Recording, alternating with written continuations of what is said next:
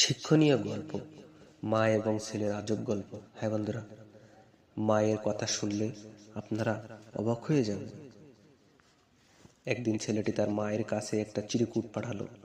মা ছেলের চিরকুট দেওয়া পড়লেন।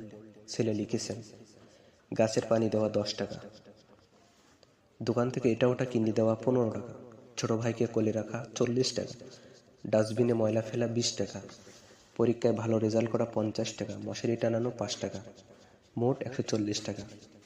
মা চেরেকটটি পড়ে মুচকে হাসলেন। তারপর 8 বছরের ছেলের মুখের দিকে খানিকক্ষণ তাকিয়ে রইলেন। তার চোখে পানি চলে আসলো।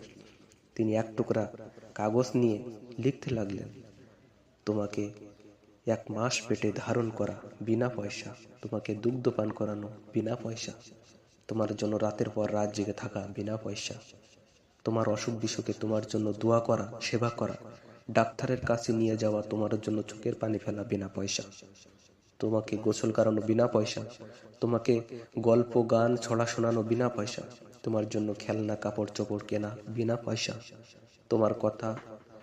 তোমার কাঁথা ধোয়া শুকানো বদলে দেওয়া বিনা পয়সা, তোমাকে লেখাপড়া শেখানো বিনা পয়সা, তোমাকে আমার নিজের থেকে বেশি ভালোবাসা সম্পূর্ণ বিনা পয়সা।